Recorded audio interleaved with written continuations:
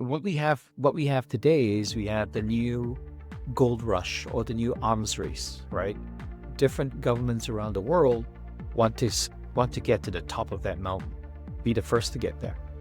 So are they going to put in place regulations, or are they going to back regulations that might necessarily hinder progress?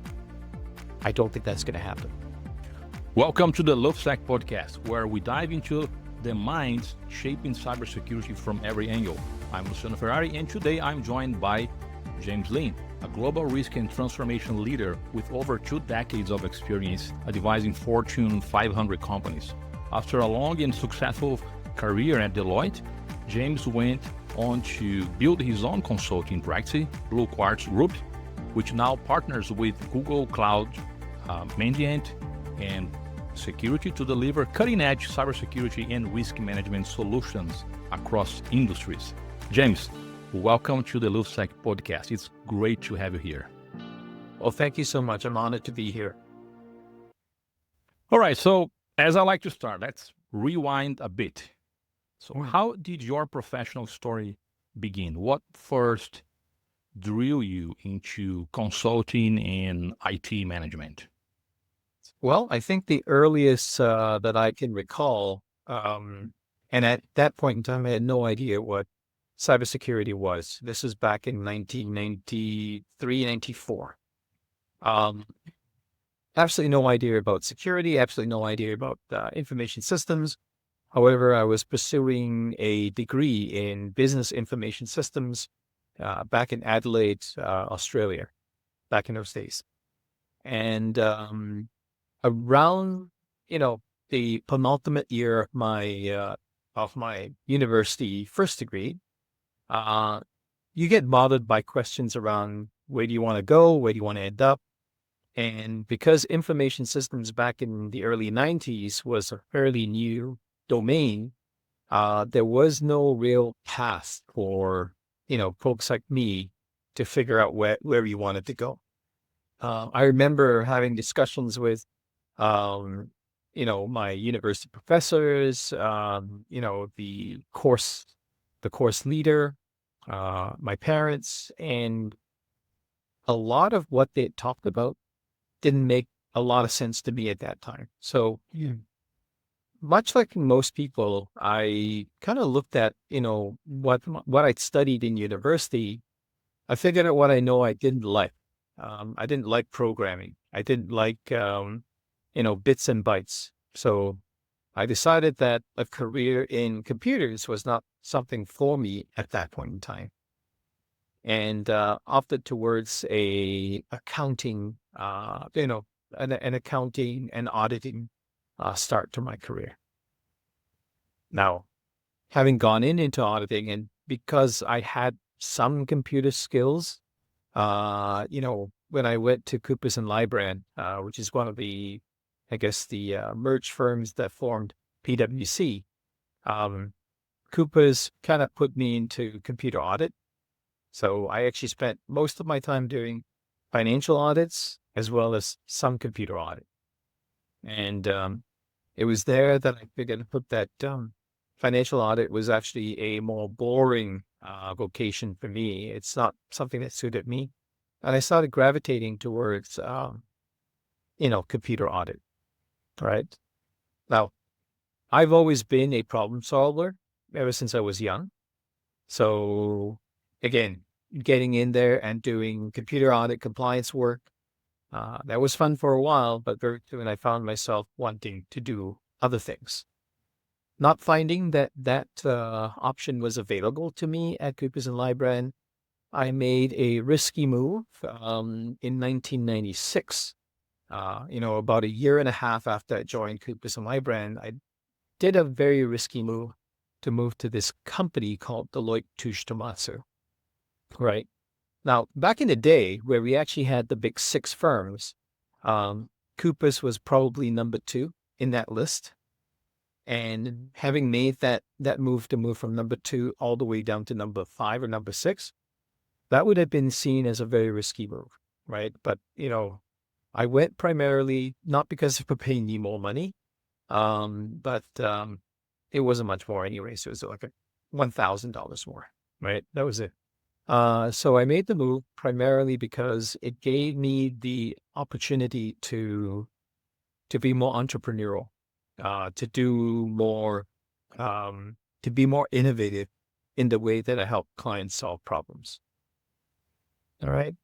So moved to Deloitte, started getting, started using that whole financial audit base, the computer systems assurance base.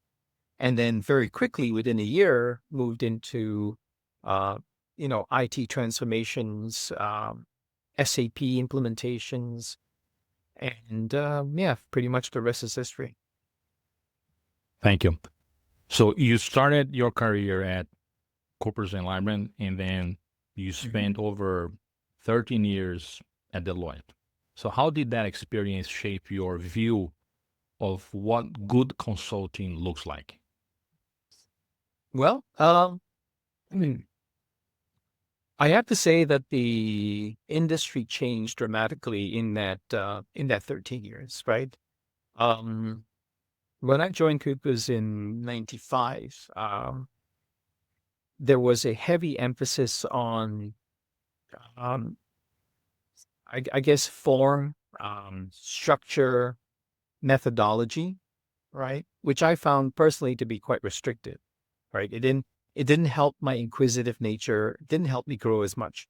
However, having been in that, having been in the industry for that length of time, the one thing that I've realized is that uh, in and around the early 2000s, the industry changed quite dramatically. You know, I found the big four firms or the big five firms at the time, I guess, prioritizing profit and partner payout over quality, right? Like you could see that, they were all looking to standardize approaches. They were all looking to make sure that, um, I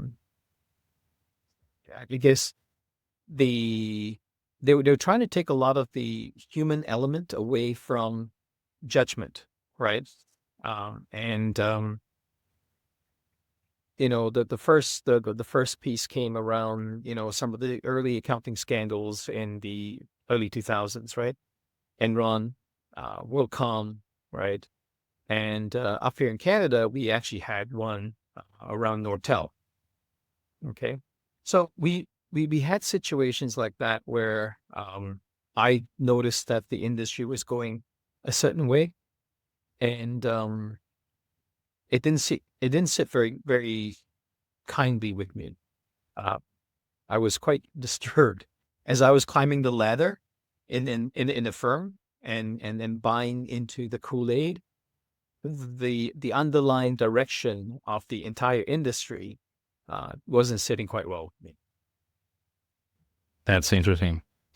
And another thing interesting from your journey is that you work in 6 countries, like from Australia to Germany to Japan. So, what the biggest lesson you've learned about leading cross-cultural teams and managing risk in different business environments?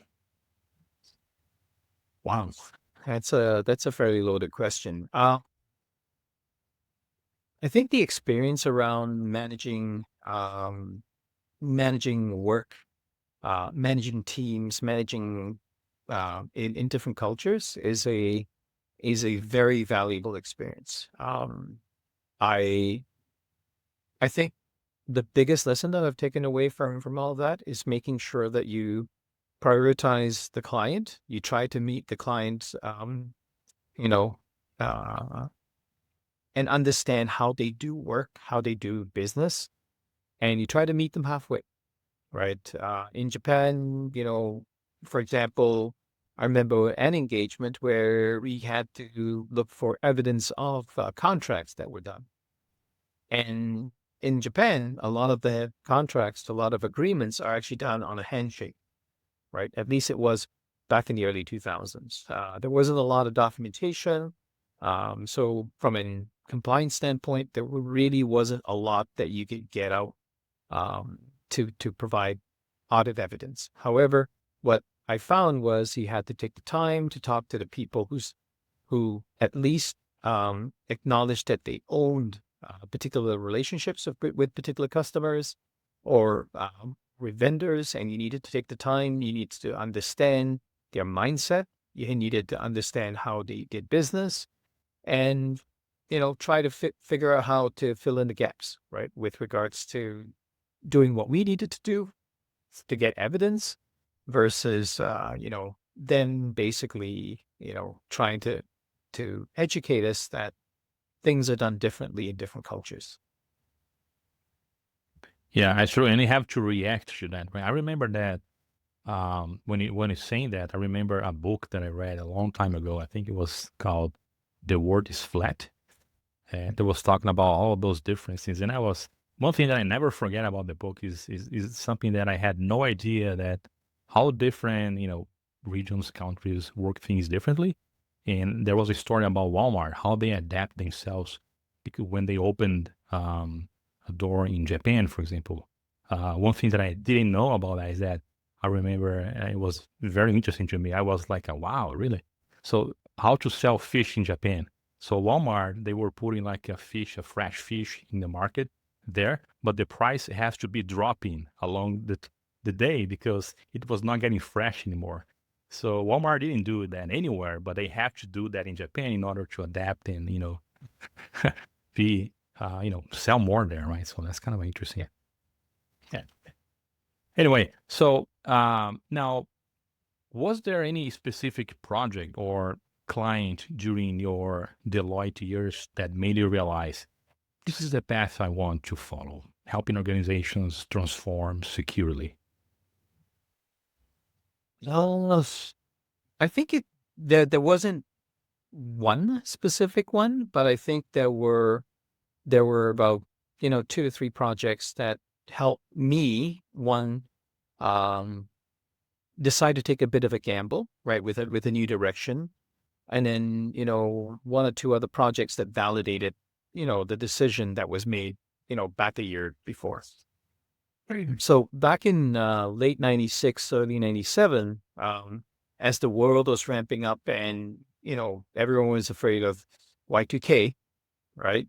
Um, a lot of organizations around the world started wanting to move into consolidating a lot of their business footprints into ERPs, right? Enterprise Resource Planning Systems, such as SAP, PeopleSoft, Oracle, back in the day, right?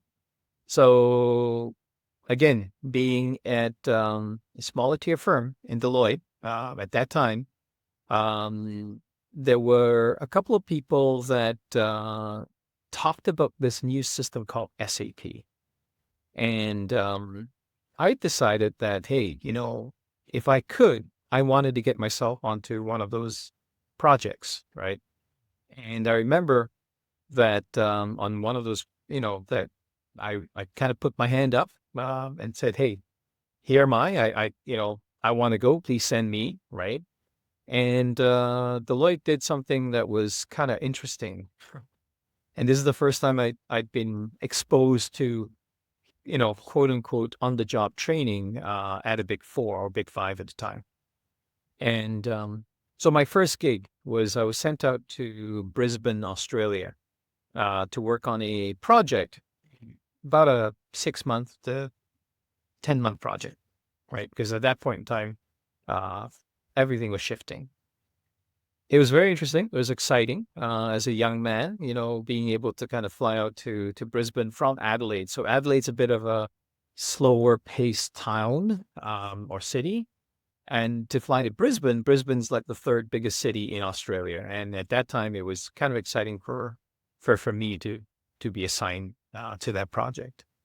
So I remember that I got onto the client site on day one, and I had no idea, 0 idea. I'd never seen the system before, right?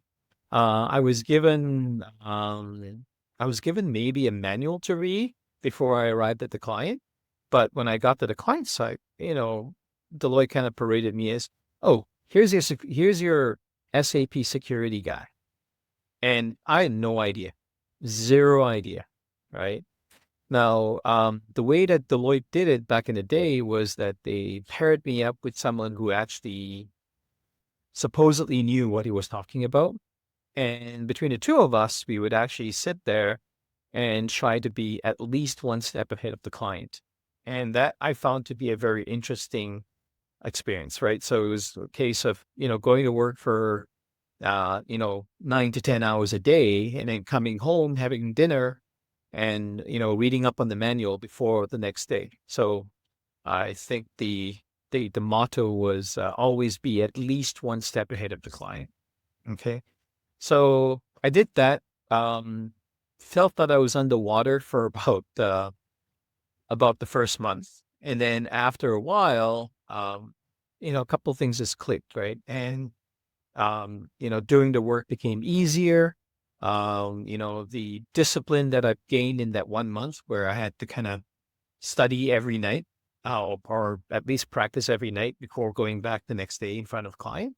I think that helped. And after the first month, it became bearable, and by the time the third month rolled around, it became second nature, right? So that was a fun first time in terms of my switch, and then um, the next big project that we did was in 2001. Was it 2000, 2001? Yeah, 2001.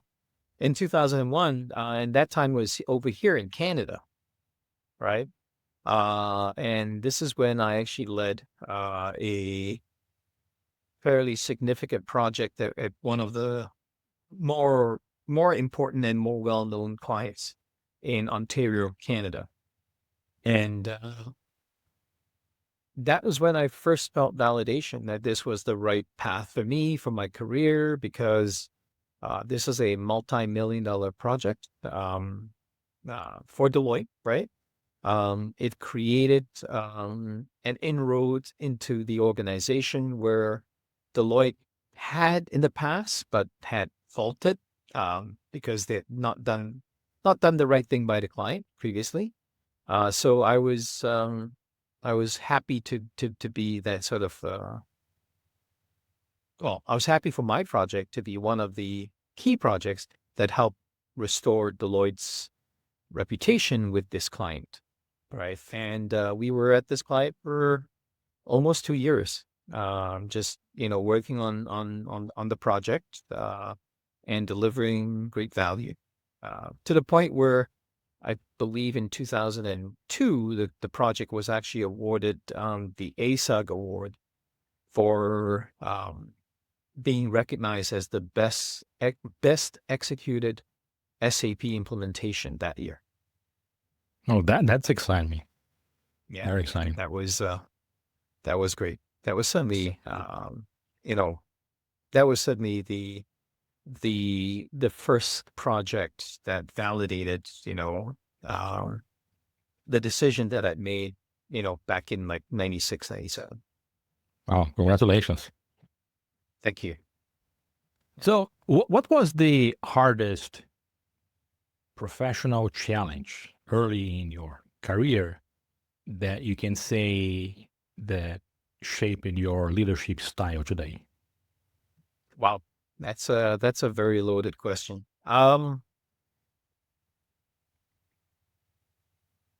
Is it a challenge or is it the influence and the input from mentors?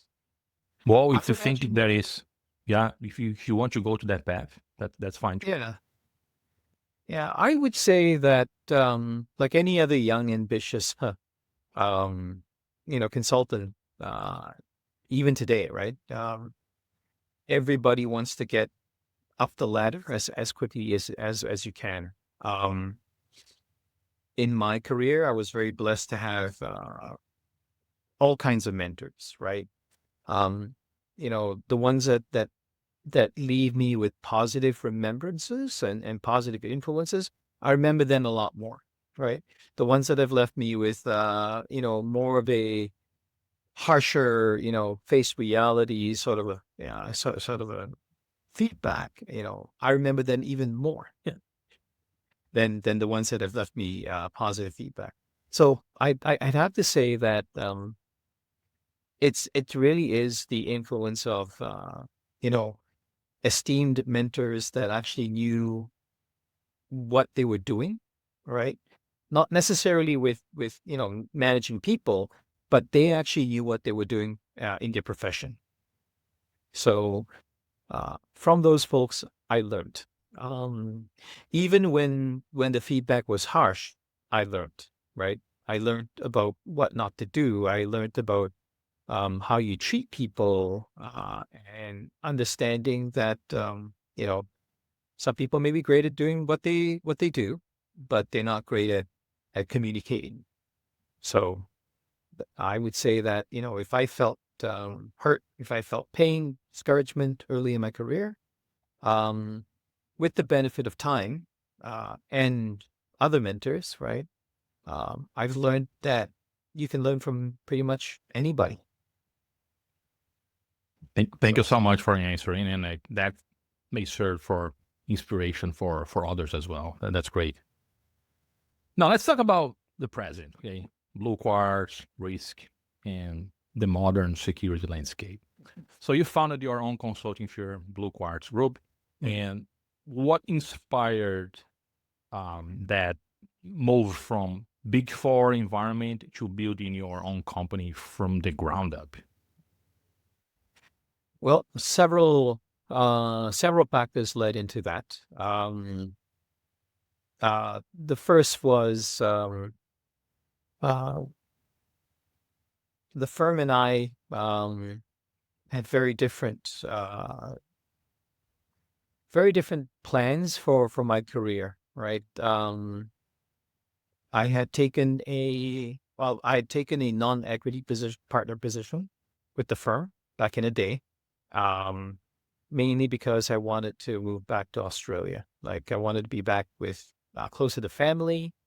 So the plan was to head back into Australia as a partner in the firm in 2010, right? Now, we all know what happened in 2008, 2009 with the great financial crisis. And I guess I was very disappointed when I had an internal meeting with some of my, with the managing partner. And I was informed at that point in time that the route to go back to Australia was not, that wasn't going to happen anymore. Right. And, 3 years of taking and listening and trusting promises that I've had from the firm, and now hearing that it wasn't going to happen. Well, at that point in time, in my mind, it just basically meant that I couldn't work with the same leadership anymore, right? So, and remember what I said about how like the entire industry was moving towards more profit as opposed to client, satisfaction or doing right by the client. I decided that there was a market for people like me, right, to want to render, um, high quality services at a rate that made sense. And also that, we would do work that prioritized the client, right? Not so much for, it wasn't going to be something that we would want to look at selling the firm or lining our pockets. We just wanted to do good work, high quality work for the client that made sense, right? So that was the main ethos, main reason as to why we had moved towards creating the Blue Quartz Group. Thank you. And your firm now collaborates with Google Cloud's Mandiant, Chronicle Security. So how did that partnership come about, and what kind of an impact has it had on your ability to serve clients now? Great. Well, let me take that question in two parts. The opportunity came about because we had a contact at Google that looked at the services that we were providing. That contact had previously been at SAP before, so they were familiar with our work. They were familiar with the way we approach work. And they said, you might want to take the opportunity to become a Google partner, right? So based on that, we undertook all the steps to become a Google partner, right? Um, in order to make sure that we could uh, provide a different level of service to our clients, right? Something different, something new. And we knew that by partnering with Google, we were going to partner with a organization that was going to, have a very strong chance in building the right type of solutions for industry. Right. Back when we started, we didn't talk about AI. We just talked about Chronicle, Sim and Soar, and what it could do, the pedigree of those solutions.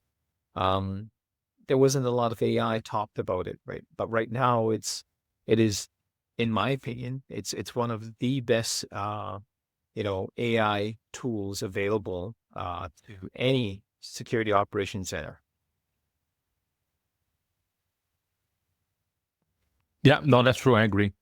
And from your experience, what are the common mistakes that organizations make today when it comes to cybersecurity or risk management? Wow. How long do we have? Um, We have time.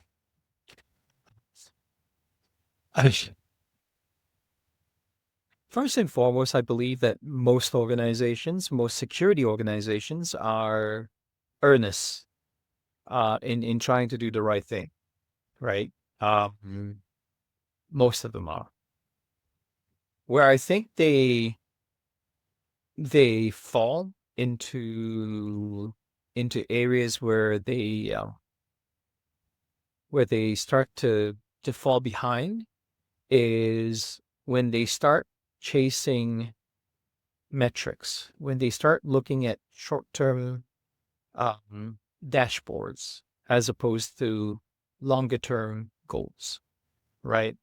Um, the bulk of the bulk of the problems that I see nowadays uh, pretty much come back to the fact that a lot of these organizations have very poor security hygiene. They don't have the basic discipline of doing good vulnerability management, right? They don't have an idea of, or they don't track all of the assets that are under their network, right? Um, one of the fundamental questions that I ask any new organization I go to is, do you know what your crown jewels are? And do you know where they are? Right? So do you know what they are? And do you know where they are? And if you don't, that just tells me that you don't have a good handle on things that you should be doing on a day-to-day basis, right? Um, I think a lot of industry focus has been spent on buying technology. While technology is required, don't get me wrong, it is highly required and highly recommended. But even if you do buy it, you have to do the fundamentals right, right? Like you can go for teeth whitening, but if you don't brush your teeth every day, right, at some point decay is gonna come, right? So, uh, yeah, I do find that a lot of organizations out there um, tend to want to go after short-term gains rather than looking at medium to longer term requirements. That's very profound, and I can see that happening. Mhm. Now, if you had to name one security myth that drives you crazy, something companies keep believing or doing wrong, what would that be? Wow. Um, Mm.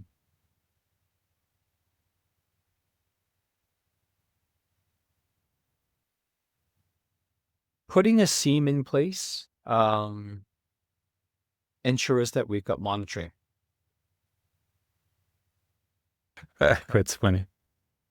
right? Um, I think this is something that's kind of near and dear to my heart, right? It's um, when you have a seam in place, you got to make sure that you know exactly where your assets are, making sure that all of your assets are accounted for. And when information moves from those assets into the seam, that you know what to do with that information, and you are doing something with that information, right? Um, a lot of organizations think, have that whole, remember the old television infomercial, where, you set it and you forget it. I think there are a number of organizations out there that are still in that mode, right? Where they set it, they build a whole bunch of playbooks around it, and then they pretty much just monitor what the playbooks are. They don't tie that back to, you know, the latest intelligence, right? They don't tie that back to what's happening in their industry. They don't tie that back to what's happening, um, you know, with other organizations within their geography, all right, or organizations that do business with them and actually have, either interfaces or API calls into them, right? So it's very much a measure of, let's get this thing in, let's get this project done, let's call it a success, and then we'll go into maintenance mode. But why do you think they do that? Because they don't know, or because they lack resources? What do you think the real problem is? I think it's multifold. I mean, resources for sure. Getting support from the board, getting support from the executive, for sure. I think that's one. The other one could be a lack of vision, right? The third might be the way you've structured that organization. If you have an organization that's only catered towards the care and feeding of a SOC, and then anything outside of that you leave to a different tower. You know, sometimes those towers don't talk when they should, right? There is no integrated mindset, although you think there might be, right? So you mentioned that companies are putting a lot of money in technology, but not in people. So let me ask a question that try to see if you can deepens that a little bit more. So many companies are pouring millions into technology, but they are still suffering from breaches and compliance failures, right? So in your view, what do you think is the real disconnect? Yeah, tools, people, culture, or leadership, Yes. It could be all of the or above, all of right? them? Yeah. Yeah, it could be all of the above. I mean, we have seen situations whereby, you've got the right leader and the right leadership, but the people at the coalface are so severely beaten up. There's not enough people, or there's no real career joy for them. So they don't bring their best to they don't bring their A game to work every day, right? That's an issue. And that's a cultural issue, that's a leadership issue, that's a motivation issue, right? Um, you can see situations where, like we've seen situations whereby you've got fantastic tools, top of the line tools, but what you don't get is you don't get people thinking about how those tools can be compromised. And if so, what is the impact of everything else around them, right? Um, yeah. So I kind of look at this as thinking about, again, thinking about it. It's a it's a medium term to a long term view about about how security should be managed, right? In any organization. Okay. Um, the majority of our of the people that we talk to, C-level people that we talk to, the security budget doesn't increase year by year. All right. The trend is more decrease, plateau, maybe decrease again, plateau, right? And after an event, then it increases, then it plateaus again. So unfortunately, I think that's what's happening. The investments can go to technology, the investments can go to people, the investments can go to coming up with newer, more effective processes.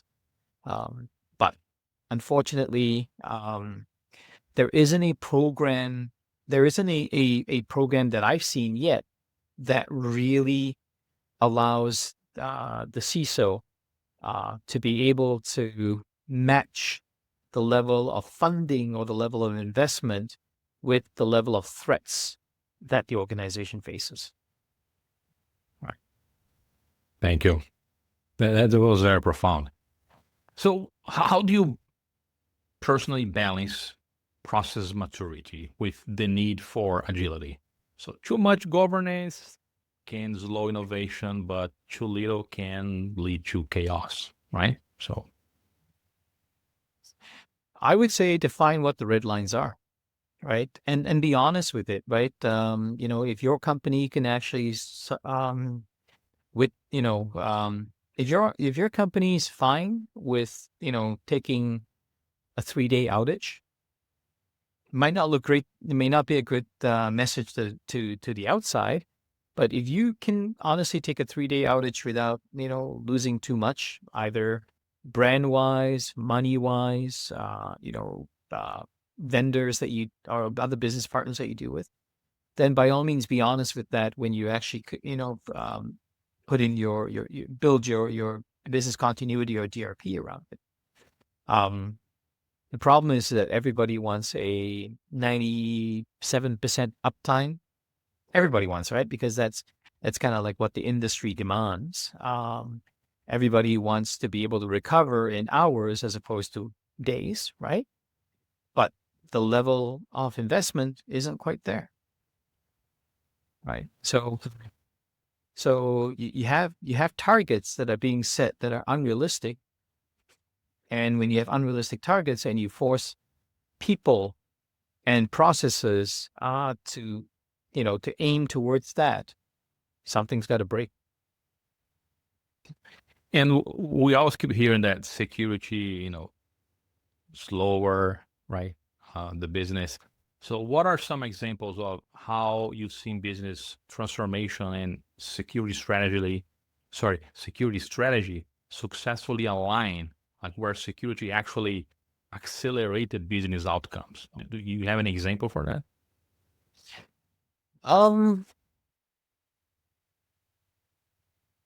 I don't have too many examples of that because right now security requires an additional touch point, right? If you're trying to get a process or a product out, doing a PCERT test, right, is going to take time. So we are still a part of this. I know that there are programs out there that talk about building security in as part of your development. Well, that's a very nice buzzword, right? Because developers don't necessarily think security first in terms of getting a product out, right? It's about making sure that the product does exactly what it's supposed to do, and then when it does that, get it out the door, right? It's a lot of the industries that we see and that we work with believe in that whole first mover advantage motto. So I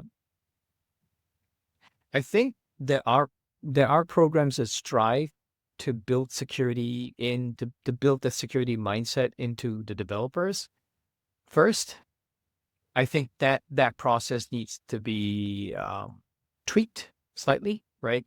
Like in other words, you almost have to incentivize the developers to make sure that when their tool goes through or their product goes through PCERT testing, that it comes out error free, right? If your errors, your error percentages are within this range, then you get a bonus on top of that or something like that, right? Because only then can you actually start changing or begin to change mindsets.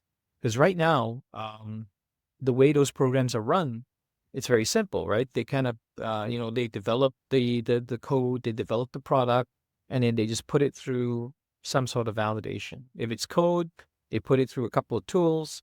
The tools keep scanning for the same things over and over and over again, right? Now, some tools are great because they will update their library of tests from time to time, but that doesn't always close it off, right?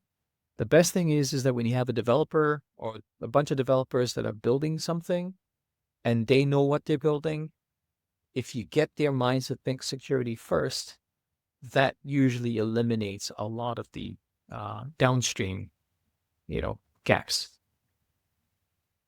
Thank you. And you mentioned in previous talks that metrics and KPIs are often misunderstood in risk programs. So what makes a good metric in your view, and what actually drives behavior and results? Mm. I think that the whole way that metrics are being developed today, the way that they're being observed and judged today, um, I think that whole thing requires a reimagining.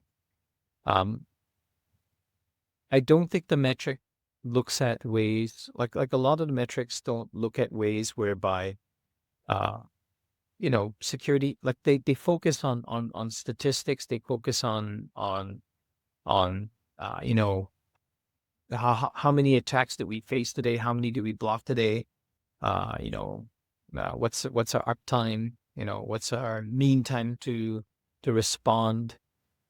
Those are all great. Those are all nice, the metrics to have. But I think some of the key metrics that we don't have would be, how are we looking at what's happening outside of us, right? And how are we evolving or developing our capabilities to actually meet those, right? So there seems to be a threat analysis thread that doesn't make its way into the actual metrics itself. All right.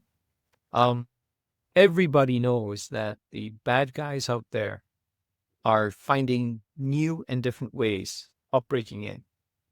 Everybody knows that. And the number of attacks are increasing, not decreasing. Right.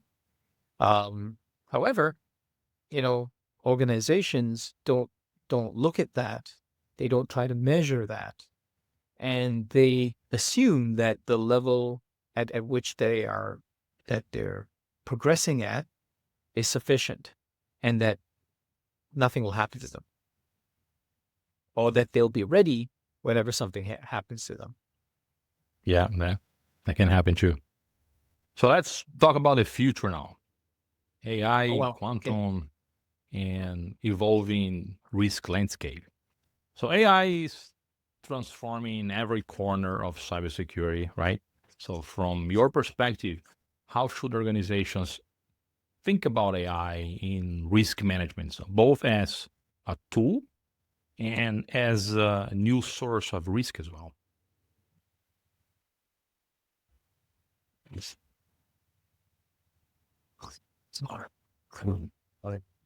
I think everybody around the world that's involved in cybersecurity is asking the same question.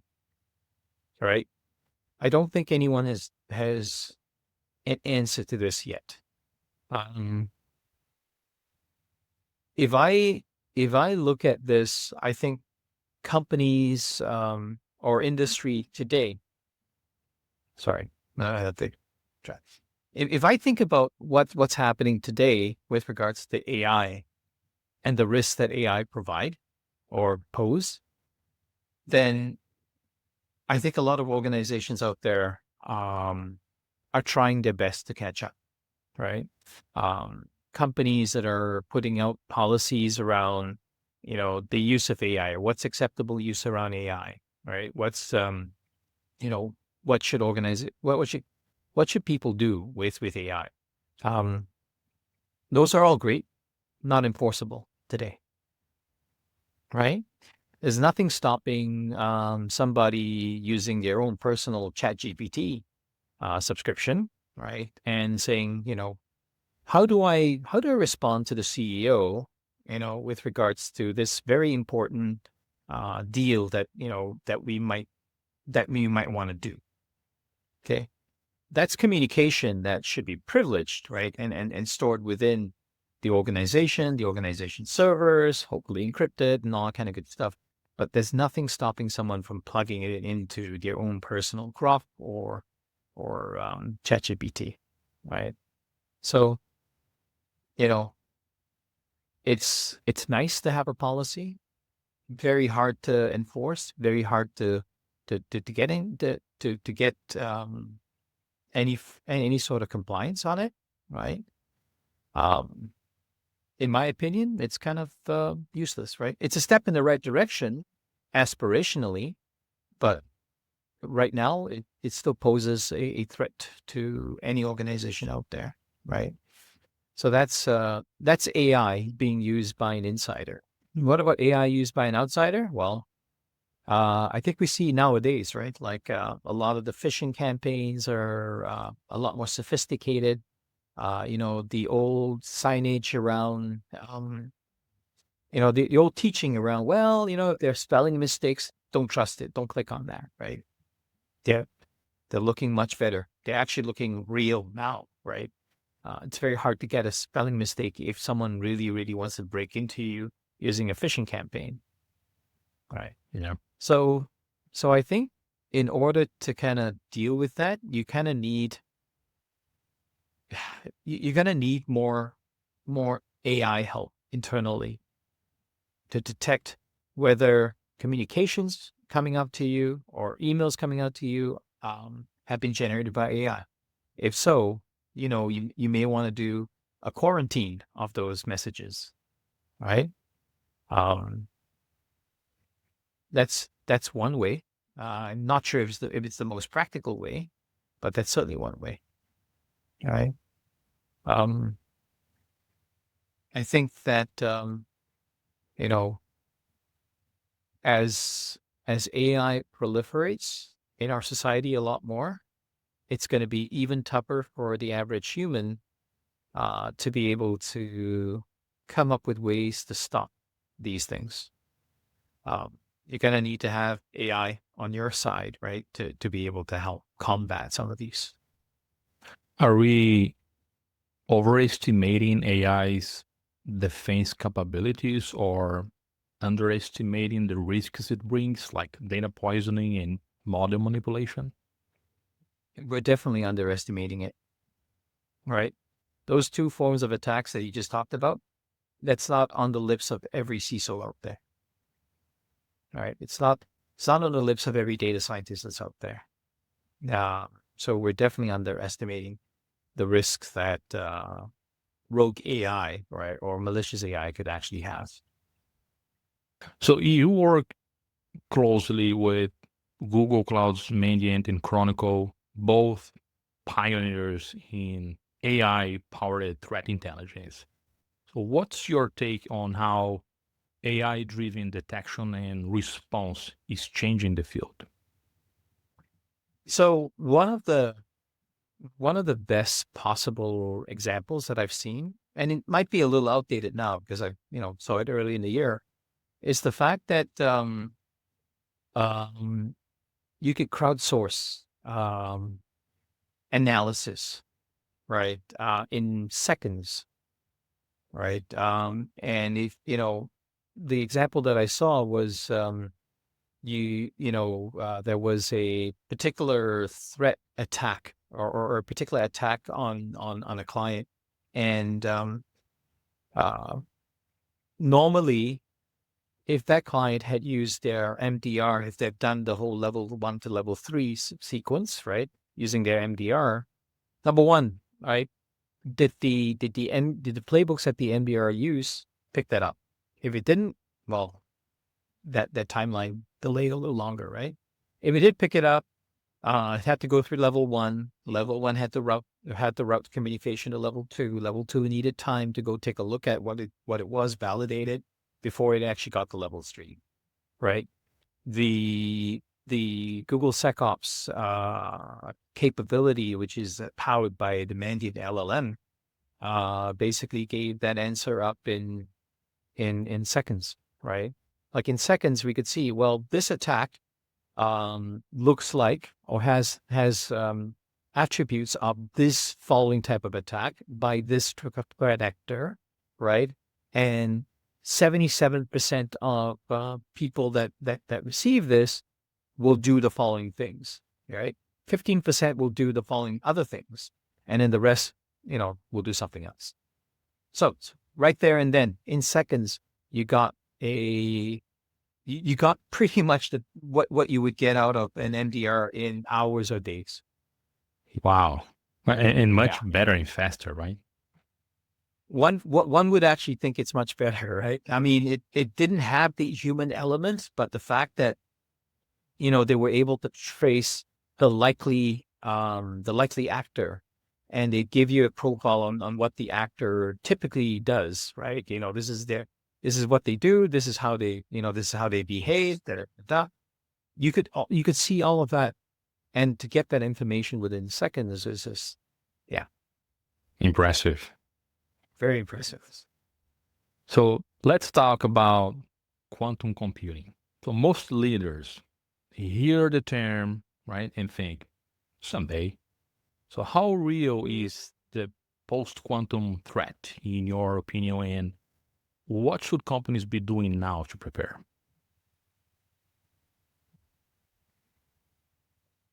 To be honest, I don't know very much about quantum computing. It's one of those areas that I hope that as it reaches peak maturity, I'm kind of hoping that I'd be happily retired by then, right? And I'd be a consumer as opposed to a practitioner at that point in time.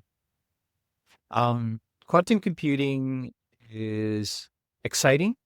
I'm not going to say it's scary. It's exciting, right? It's an exponential leap for society, right? For what we're capable of doing. I think when I think about quantum computing, I think about the benefits that it can provide society as a whole, right? Now, the one thing that I don't want to think about, because it scares me, it really does scare me, is what happens if that same power is being used for malicious means. Okay. Yeah, that's right. Yeah. So if you had to predict which will evolve faster, regulatory frameworks for AI or the technology itself? Oh, the technology. Easy. The technology is already like light years ahead of the regulatory sort of raise on this.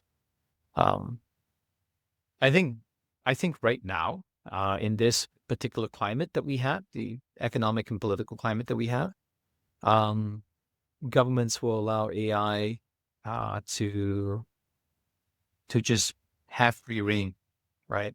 There will be attempts to try to provide some sort of a guidelines around it, or to try to provide guardrails around it, but I don't think that's going to happen anytime soon.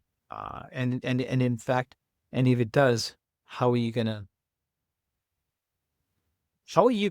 kind of put the genie back in the box? You can't, right?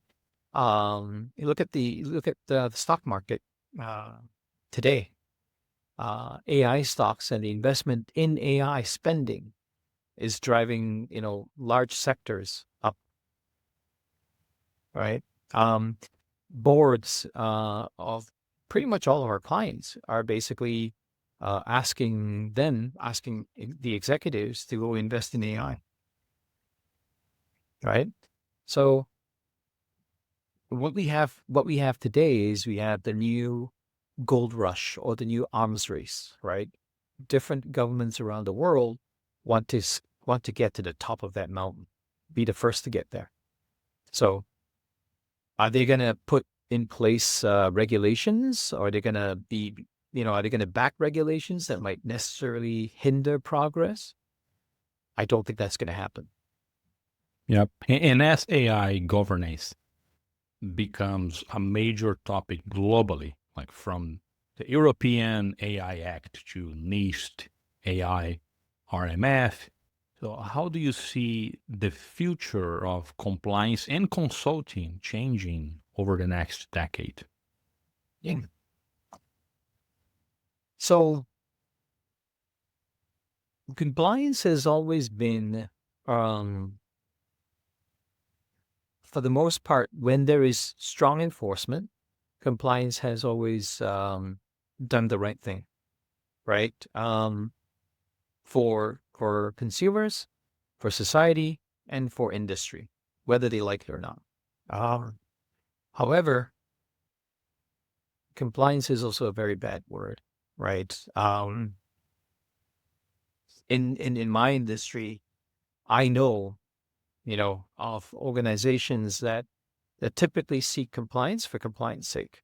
They don't do compliance because it is part of your day-to-day hygiene. It's what you need to do if you want to be a good corporate citizen, right? So it's very much a, get it done, get the tick mark, and then let's go. Until the next time something else comes along, let's just keep rolling the way we do.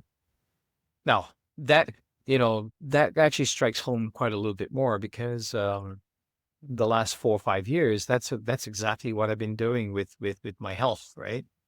I've been trying to game the system every time, for about a month or 5 weeks before I actually go for my yearly medical, right? So I eat better, I exercise a little bit more, I sleep better, just so that when I come back from the doctor, I don't get, a huge red report card, right?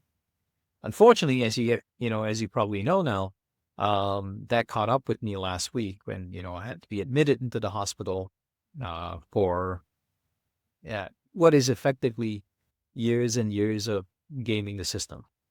Right. Hello.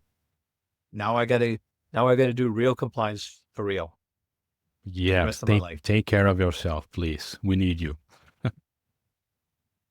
So for smaller firms and startups that can't afford a massive security budget, what's the smartest way to prepare for those future shifts without being overwhelmed? I think if you're a small firm, the fundamentals don't change, right? So know what your crown jewels are. Make sure your crown jewels are protected, right? And ensure that you do the hygiene pieces properly. Okay, those three fundamentals don't change. Now, if and when you enter the sphere where quantum computing AI attacks will kind of target you, at that point in time, just make sure that you've got the ability to recover, like build up your resilience, right? Smaller companies will never justify to their venture capitalists or their investors that they need to go spend millions and millions of dollars on cybersecurity. That won't happen, right?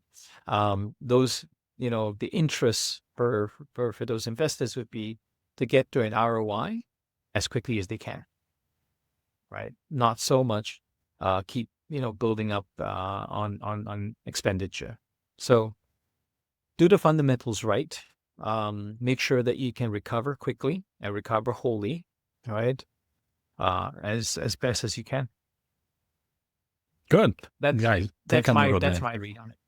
Yeah. That's a great advice. And if you are a small company or startup, you should take these notes because they are great. Thanks for that, James. Only you could do that. Finally, what's the next for Blue Quartz Group? Are you planning to expand into new regions or industries, or maybe even launch your own AI-driven consulting solutions? So, what's next for us? Like every other organization out there that's facing this new world, right? We need to be aware of our competition, right? For what we do. We know that a lot of the big four, as well as some of the second tier firms are kind of launching uh, AI type solutions that try to drive, not so much drive costs down, sorry, drive revenue down, but drive costs down for themselves, right?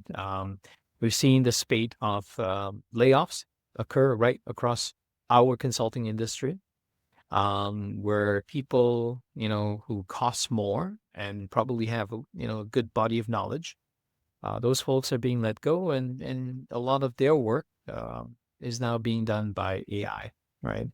But I don't see that, audit fees are going to drop by 30% or 40%, right? In fact, if anything, they might increase. Okay. So those firms would play the card of saying, we're now AI powered. So, you can trust the work that will be done better.